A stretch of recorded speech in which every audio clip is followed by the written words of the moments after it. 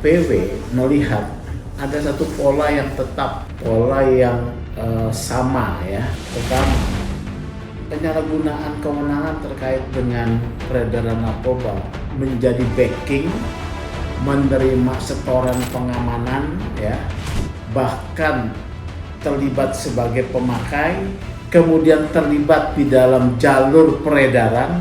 Ini polanya sama, yaitu terjadi pada polisi yang menangani narkoba.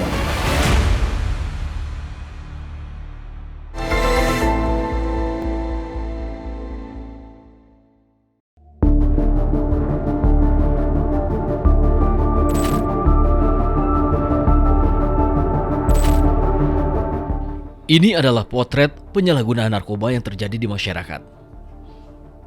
Visual ini kami dapatkan secara eksklusif, menyusup ke kampung narkoba di Jakarta.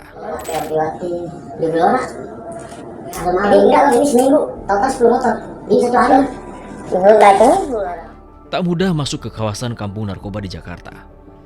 Kampung narkoba kerap digerebek petugas, namun sehari digerebek, penyalahgunaan narkoba kembali bergeliat. Padahal polisi sudah tegas dan berkali-kali melakukan penindakan.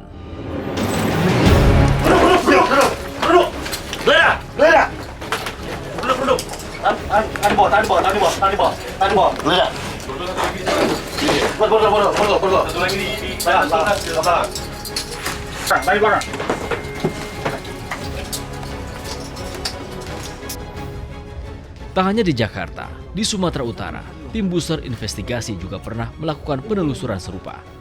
Secara eksklusif, kami melihat sendiri praktiknya.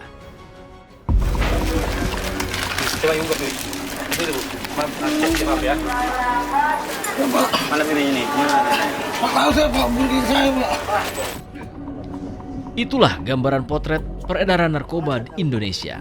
Penyalahgunaan narkoba seperti ini akan terus ada. Indonesia Police Watch atau IPW punya temuan.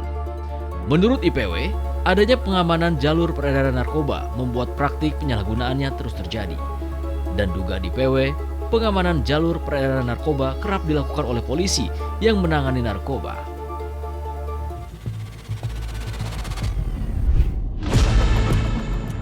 Soal adanya keterlibatan polisi dalam mengamankan jalur peredaran narkoba di masyarakat, IPW menyoroti kasus terbaru yang mencoreng institusi kepolisian, di mana ex-Kapolres Bima Kota dan ex-Kasat Narkobanya diduga terlibat penyalahgunaan narkoba. Kasusnya bukan pertama terjadi. Kasus serupa juga pernah terjadi di wilayah lain.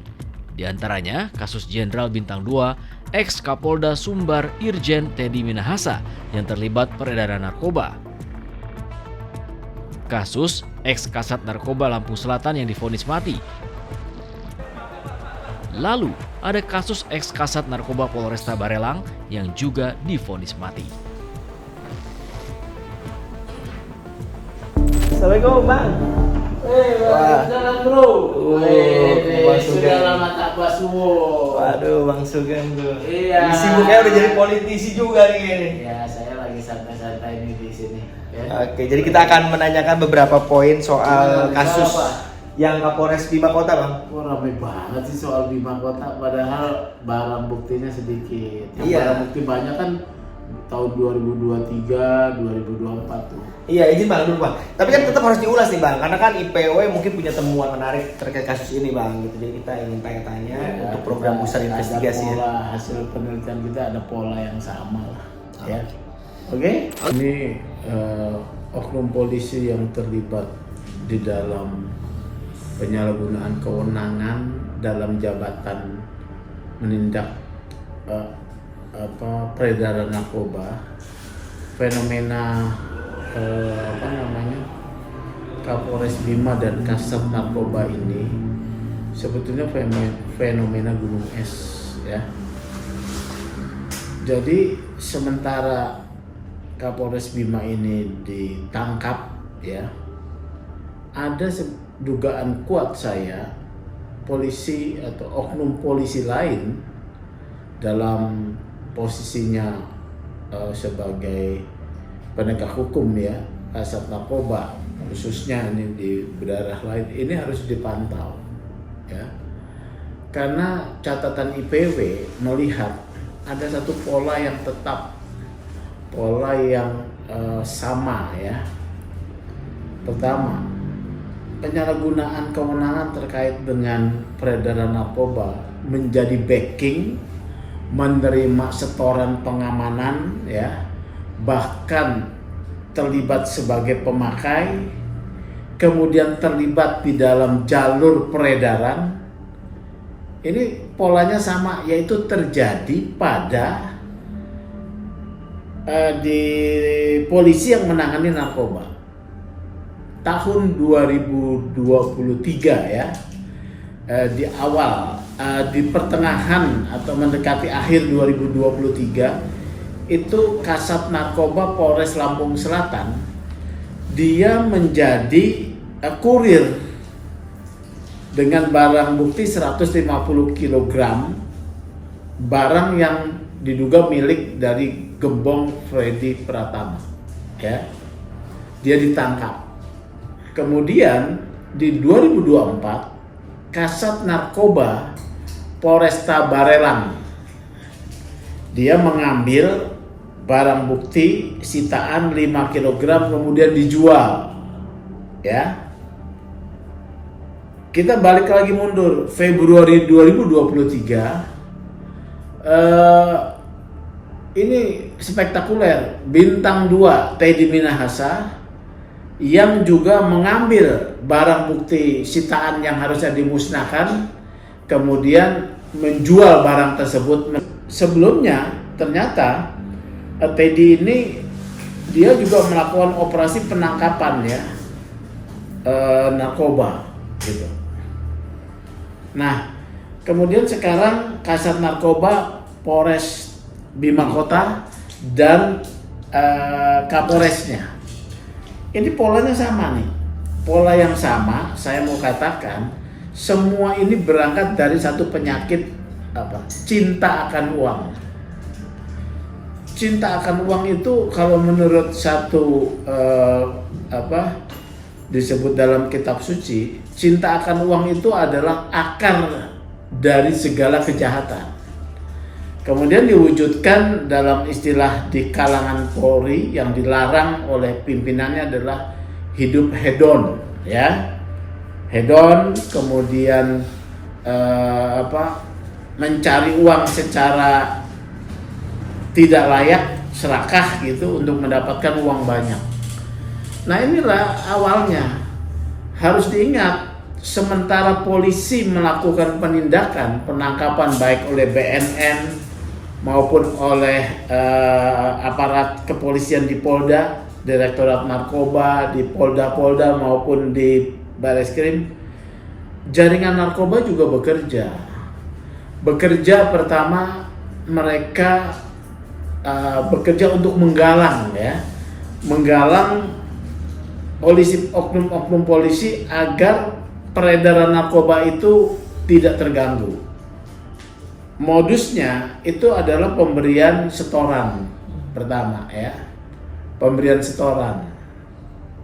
Kalau ada yang ditangkap, dia setor. Kalau sudah bisa digalang dengan penyetoran, dia akan melihat pola dari oknum polisi ini, katakanlah oknum Kasat Narkoba, dia doyan uang apa enggak, anti suap apa tidak, ya. Kalau dia kemudian terlibat di dalam kebutuhan uang banyak, itu disediakan.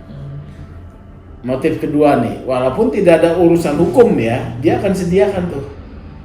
Nanti kalau sudah kena, langkah ketiganya dia akan dilibatkan dalam penggunaan narkoba.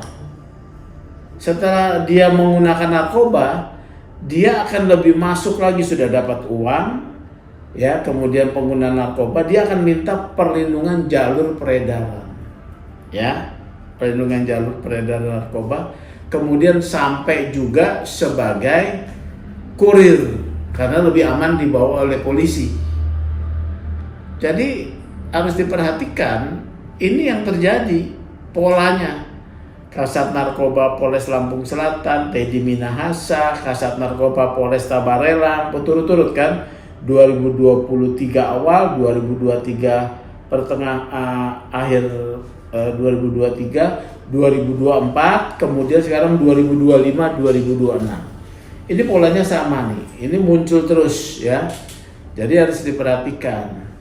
Bagaimana kemudian mengatasi ini? Ternyata yang namanya pengawasan melekat oleh atasan itu tidak pernah berhasil, ya. Bahkan di dalam kasus Kapolres Bima, pintu masuk terjadinya Kapolres ini ditangkap kan karena dia kebutuhan uang untuk tampil dengan mobil mewah 1,8 miliar ya, dia minta untuk Alphard. Ini kan hedon ya, untuk hedon. Kemudian Kasat Narkoba diminta, nah jalurnya uang tunai cepat itu hanya dari bandar-bandar narkoba, uang tunai cepat ya. Karena memang dalam peredaran narkoba ini uang tunai semuanya dan cepat. Kalau kita melihat uang tunai dan cepat, ini kita harus tahu bahwa korbannya itu masyarakat. Ya, 1 gram narkoba dijual 400.000. Ya, kalau 1 kilo aja udah 4 miliar. Ya, 1 gram narkoba dipakai 4 orang, 1 kilo itu 4.000 orang menjadi korban. Ya, jadi melalui Kasat Narkoba meminta uang 1 miliar, bandar sudah menyediakan, itu kecil, ya, itu kecil, maka ini kasus ini terjadi, ya. Bang, kalau dari bandar masuknya ke kasat-kasat narkoba ini, temuan IPW ini seperti apa sih Bang? Kok bisa dekat gitu loh Bang? Itu dari proses penangkapan. Jadi polisi itu punya pola ya, pola bandar-bandar kecil, kemudian pemakai, kemudian jalur bandar besar ya.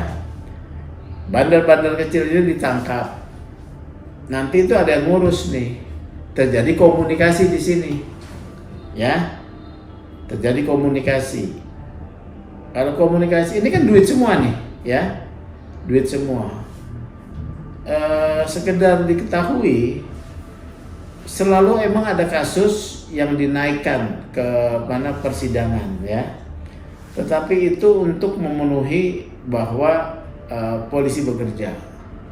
Diduga kuat, banyak kasus, katakanlah 1 bulan itu ada penangkapan 30 atau 20 penangkapan, yang naik 5 kasus, 10 kasus. Kenapa? Yang lain 86. Oke. Ya. Yang lain 86. Nah, dari komunikasi ini kemudian mereka intens. Oleh karena itu salah satu jalannya yang menjabat Kasat Narkoba itu dirotasi dengan cepat, tidak boleh terlalu lama. Memang yang selama ini? Ya, kalau misalnya terlalu lama, dia akan melakukan hubungan intens pada satu wilayah yang menjadi yurisdiksinya dengan para pengedar di yurisdiksi tersebut, ya. Ini yang terjadi gitu.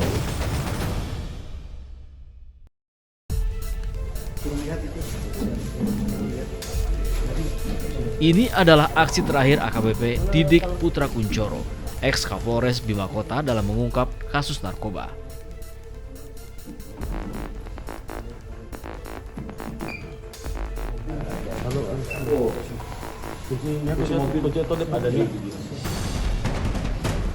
Ironi, pasalnya kini ex Kapolres Bima Kota tersebut baru saja dipecat sebagai anggota Polri usai menjadi tersangka atas kasus penyalahgunaan narkoba yang dilakukannya. Majelis Sidang Komisi Kode Etik Profesi Polri resmi menjatuhkan sanksi pemecatan tidak dengan hormat atau PTDH kepadanya. Mabes Polri mengatakan sanksi itu diberikan lantaran majelis sidang menilai Didik terbukti bersalah. Pada proses hasil pemeriksaan sidang komisi telah didapat suatu wujud perbuatan di mana terduga pelanggar telah meminta dan menerima uang melalui Kasat Res Narkoba Polres Bima Kota atas nama AKP M, atau yang kemarin disebutkan adalah inisial AKP ML, ya, yang bersumber dari pelaku bandar narkotika di wilayah Bima Kota. Saya ulangi, dari bandar narkotika di wilayah Bima Kota melakukan penyalahgunaan narkotika dan melakukan kegiatan penyimpangan dalam kegiatan sosial asusila. Dengan wujud perbuatan dan pada pasal-pasal yang dilanggar oleh terduga pelanggar, pada putusan sidang KKIP, yang pertama sanksi etika, yaitu perilaku pelanggar dinyatakan sebagai perbuatan tercela. Yang kedua, pada putusan sidang KKIP, sanksi administratif berupa penempatan dalam tempat khusus selama 7 hari terhitung mulai tanggal 13 sampai dengan 19 Februari 2026 di ruang Patsus Biro Provos Div Propam Polri dan telah dijalani pelanggar.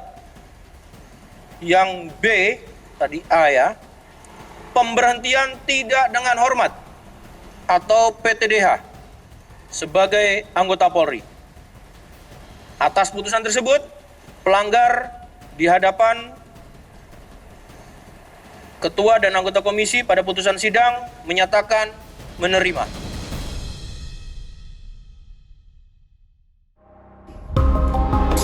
Kasus ex-Kapolres Bima Kota ini jadi sorotan berawal dari nyanyian ex-Kasat Narkoba Polres Bima Kota AKP Malaungi yang menyebut AKBP Didik Putra Kuncoro memintanya mencairkan uang untuk pembelian mobil Alphard seharga 1,8 miliar rupiah. Ironinya, AKP Malaungi yang kini jadi tersangka meminta uang kepada salah seorang bandar narkoba untuk memenuhi keinginan ex-Kapolres Bima Kota tersebut. Kuasa hukum AKP Malaungi buka-bukaan soal kasusnya. Jadi kami tidak mengadakan inilah berita acara pemeriksaan yang sudah dilakukan oleh Polda Nusa Tenggara Barat. Ya, lengkap apa ya yang menjadi chattingan antara klien kami dengan Kapolres. Ya, masalah jumlah, masalah jam berapa diserahkan, melalui siapa sudah lengkap di sini. Ya, termasuk ya yang namanya Koko Erwin itu adalah ini fotonya yang silahkan diperjelas. Ini adalah bandit ya, bandit narkotika yang harus ditangkap dan dihukum mati. Ini juga yang harus bertanggung jawab yang merusak anak bangsa. Ya, jadi klien kami mengulangi menitip pesan kepada rekan-rekan bahwa tangkap ini, baru tangkap saya. Ya, tangkap ini dulu, baru tangkap saya. Ya, karena dari sinilah sumber dari segalanya. 1 miliar untuk Pak Kapolres. Yang menyerahkan uang tersebut adalah melalui transfer beberapa kali Koko Erwin ke atas nama seorang perempuan. Itu tujuannya untuk Pak Kapolres karena permintaan yang 1,8 miliar itu. Kalau tidak salah di sini 25 Desember 2025. Artinya ada aliran uang gitu ya? Ada aliran dana. Ya. Komunikasi dengan Kasat atau Kapolres? Koko Erwin membangun komunikasi dengan klien kami. Dan klien kami itu menyampaikan kepada Kapolres bahwa Kapolres menyatakan silakan aturannya mainnya bagaimana. Itu bahasanya dari Kapolres. Aturan main bagaimana? Artinya ada atensi dari Kapolres. Atensi dan ACC dari Kapolres. Tidak mungkin seorang kasat bawahan akan berani bertindak tanpa ada perintah dari Kapolres. Ya, inilah yang kami mau sampaikan sebagai tim kuasa hukum agar masyarakat tahu bahwa klien kami yaitu Maulangi ya menjalankan perintah atasan murni karena dia ditekan ya, karena dia diperintah melakukan tindak pidana tersebut. Dan konon barang yang ada atau yang ditemukan di dalam ruangan rumah dinas dari Kasat Narkoba tersebut adalah merupakan titipan. Sekali lagi merupakan titipan atas nama Koko Erwin. Dan itu pun kita belum tahu kemana limbahnya. Sementara klien kami sudah resmi ditetapkan menjadi tersangka. Bahwa saya menyatakan saya tidak pernah memerintahkan kepada saudara AKP Maulangi SHMA, mantan Kasat Res Narkoba Polres Bima Kota, untuk meminta uang kepada seseorang yang bernama Ko Erwin. 2.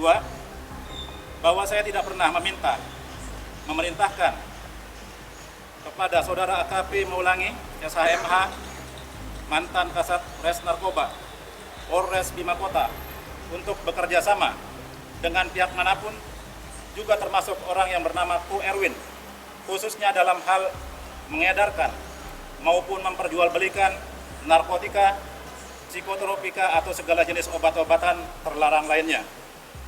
3. Bahwa saya tidak pernah mengenal, tidak pernah bertemu, dan tidak pernah bekerja sama dalam bentuk apapun dengan seseorang yang bernama Ko Erwin.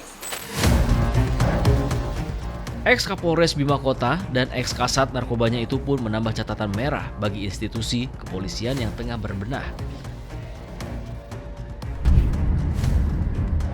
Sejalan dengan temuan IPW, penelusuran kami di lapangan juga menemukan masih ada oknum polisi yang diduga mendelapan-enamkan kasus narkoba. Seorang cepu atau informan kepolisian terkait narkoba yang kami temui memberikan pengakuannya. Itu kan untuk kerja sendiri, ya, 2,5 juta, kadang kalau misalnya, itu DLT ya. Tapi kalau misalkan seandainya ada yang 50, 100 juta gitu, itu gue bisa dapat duit 5 jutaan. Iya. Iya. Kalau nyari RP biasanya itu buat naik pangkat yang rumahnya atasnya. Tapi kalau yang tebusan dia cuma buat nyari uang. Gitu. Yang nyari uang lah, kayak receh-receh gitu. Seperti halnya tahun baru. Kemarin tahun baru banyak anggota yang chat gue. Nggak, tahun baru lu cari yang pemakai aja, gak usah yang bedanya lu cari. Sekarang yang pemakai nih kita cari. Gitu. Nah posisinya kalau tahun baru kan gue ini udah sama suami ya, harus minta izin dong. Boleh nggak nyari gituan lagi? Tapi saya gue larang. Ya tetap, karena apa, posisinya takut bahaya. Gue cepuin yang pemakai ketahuan gitu loh. Kalau tebus itu tebusan itu maksudnya itu polisi nyari duit. Apalagi kayak dulu cowok gue juga ketangkep di daerah yang juga tuh. Kan gue pertama ditangkap, jadi gue tahu dong namanya cowok. Apa polisi dia ngomong gimana nih mau damainya? Itu namanya tuh polisi minta tebusan. Kalau dia ngomong damainya, itu namanya nyari duit polisinya. Kalau nyari RP itu dia nyari pangkat.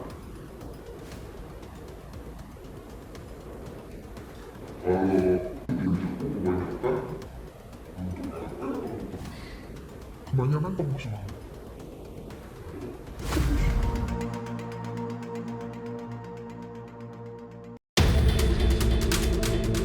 Sementara itu, menyikapi kasus ex-Kapolres Bima Kota, Polri yang kini terus berbenah berjanji akan memproses oknum polisi yang nakal. Pihaknya akan juga terus meningkatkan kinerja terkait penegakan hukum soal narkoba. Jika ditemukan lagi yang terlibat dalam mendukung kegiatan ilegal ini, kami akan proses secara hukum dan kode etik kedinasan tanpa terkecuali. Hal ini adalah wujud ketegasan, wujud komitmen dari pimpinan Polri untuk mendukung penanggulangan narkoba yang merupakan kejahatan luar biasa.